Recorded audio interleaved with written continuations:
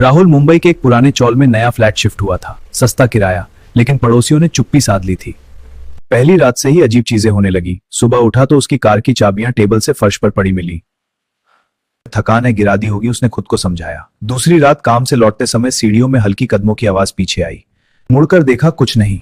घर पहुंचकर light on की तो टीवी अपने आप चालू हो गया, लेकिन स्क्रीन पूरी ब्लैक। राहुल ने प्लग निकाला, फिर भी रिमोट अपने आप दबता रहा। हाय, ये फ्लैट पहले किसका था? दोस्त ने बताया, पिछला टेनेंट अचानक गायब हो गया था। पुलिस ने कुछ नहीं पाया। तीसरी रात भारी बारिश हो रही थी। बिजली चली गई। मोबाइल की टॉर्च लेकर सीढ़ियां चढ़ रहा था राहुल। तीसरी मंजिल पर उसने देखा, उसकी परछाई दीवार पर नहीं थी, बल्कि उसके ठीक पीछे एक लंबा पतला बिना चेहरे का काला साया खड़ा था, जैसे कोई धुआं इंसान का रूप ले रहा हो। घर पहुंचा, दरवाजा बंद किया, कुंडी लगाई, लेकिन अंदर ठंडी हवा थी। खिड़कियां बंद, पर्दे स्थिर, फिर भी कमरे में किसी की सांस महसूस हो रही थी। रात 2 बजे बेडरूम में दीवार पर साया फिर दिखा, हाथ बढ़ाए हुए, जैसे उसे छूना चाहता हो। टॉर्च जलाई, साया गायब, लेकिन फर्श पर भारी कदमों की आवाज आई, धीमी, करीब आती हुई।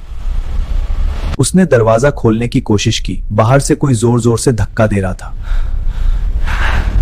कौन है? चिल्लाया। जवाब में सिर्फ गहरी ठंडी सांस की आवाज।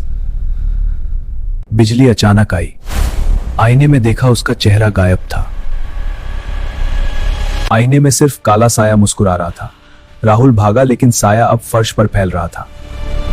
उसने हाथ बढ़ाया तो साया ने उसका हाथ पकड़ लिया, ठंडा जैसे बर्फ। राहुल चीखा, छोड़ दो, लेकिन साया उसके अंदर घुसने लगा।